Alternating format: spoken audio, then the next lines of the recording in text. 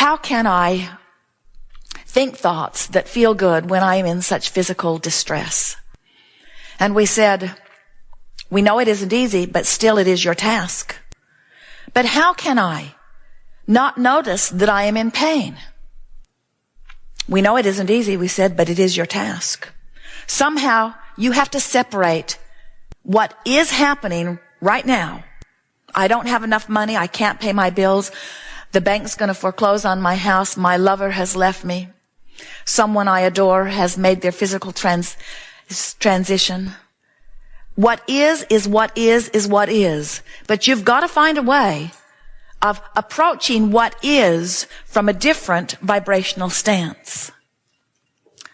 That is your work. That is what the art of allowing is. It's what the science of deliberate creation is. It's what deliberately creating your own reality is. You see, if you're just looking at what is, then you're offering a vibration of what is. And when you offer a vibration of what is, law of attraction matches your vibration of what is and gives you more of it. And then if you just observe what is, you offer a vibration of what is. And law of attraction matches the vibration of what is and gives you more of what is. And then if you just observe, well, we've been over this, haven't we? In other words, you have to find a way that you are approaching what is through a different vantage point. You have to find a way of approaching what is in a way that will allow you a different vibration, because unless you achieve a different vibration, your point of attraction is not going to change.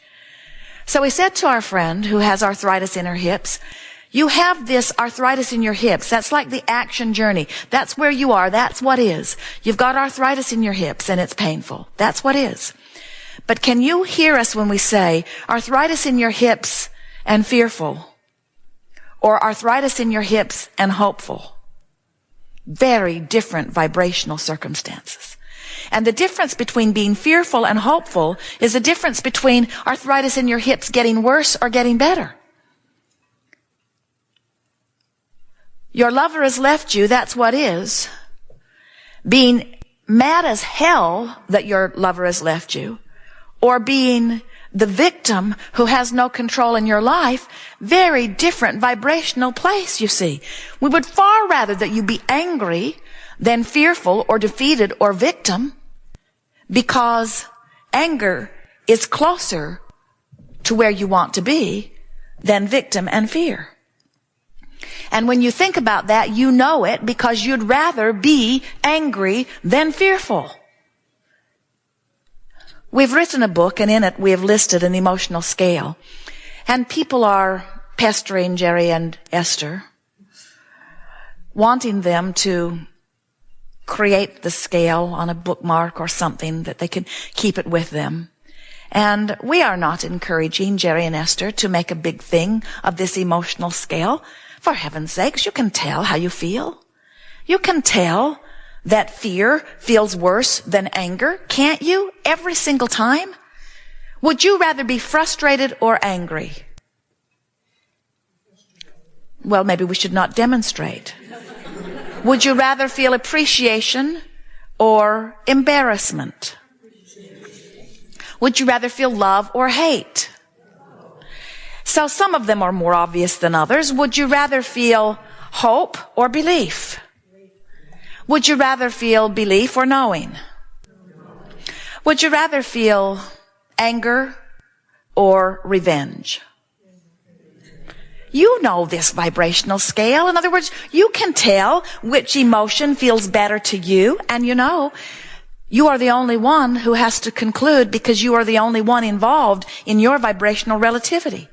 You don't have to ask somebody else what they think, because what they think has nothing to do with your vibrational relativity.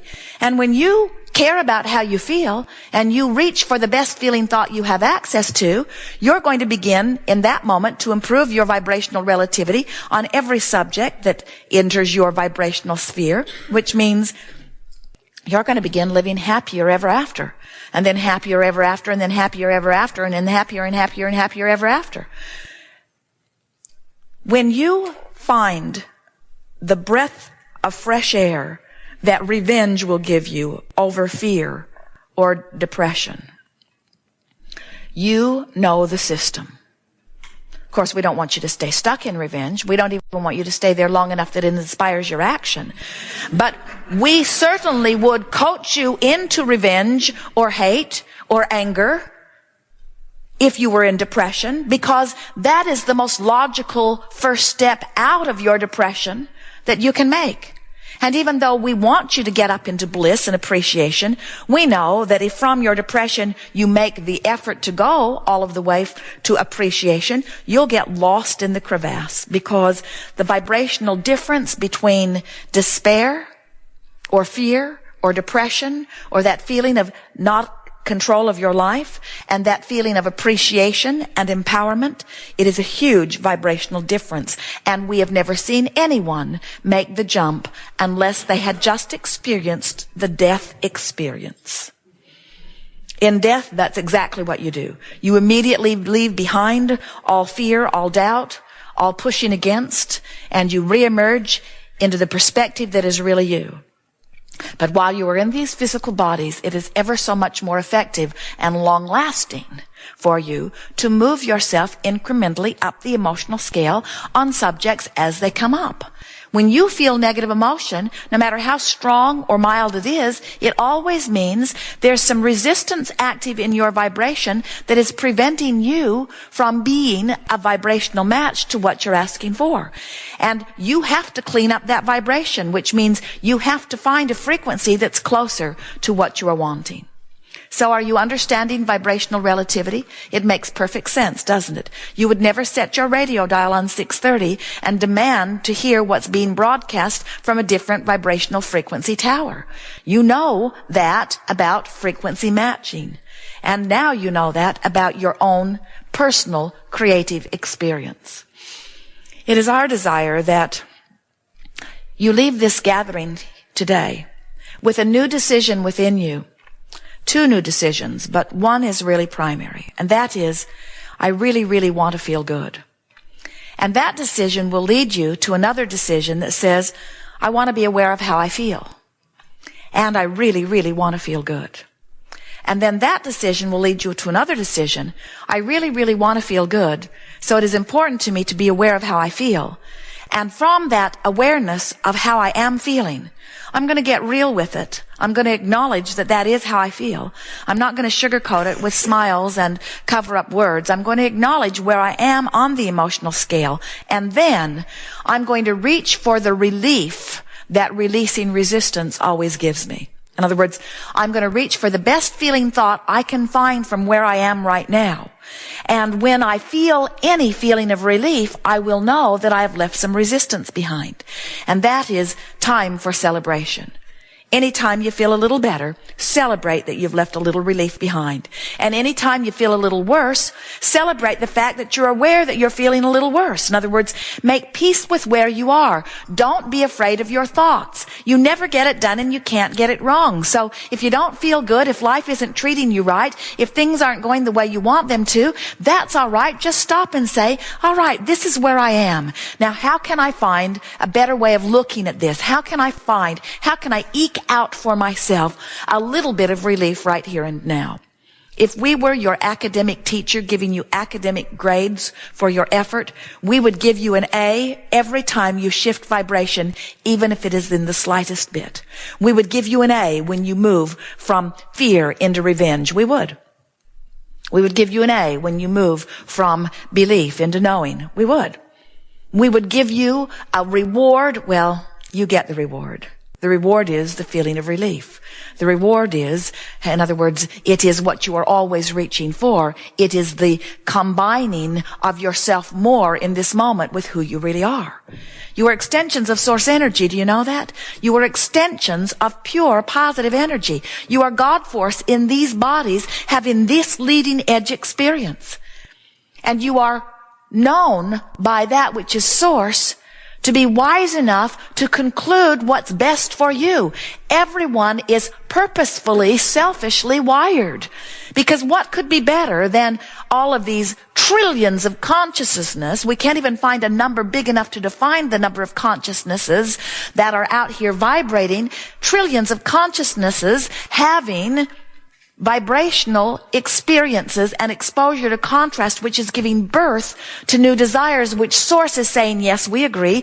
Yes, we agree. Yes, we agree. Yes, we agree. Now all you have to do is come into agreement with what your contrasting experience has caused you to ask for. Do you know that today, you in your generation are experiencing the benefit of what generations before you have launched? Because as they lived contrast, they desired for better times. And many of them died not letting the better time into their experience because they did not know about their vibrational relativity. When you've been taught that suffering is virtuous, when you've been taught that struggle is required before there can be any active motion forward, then you are not paying attention to your own guidance system, which is always calling you toward the best feeling thought you can find.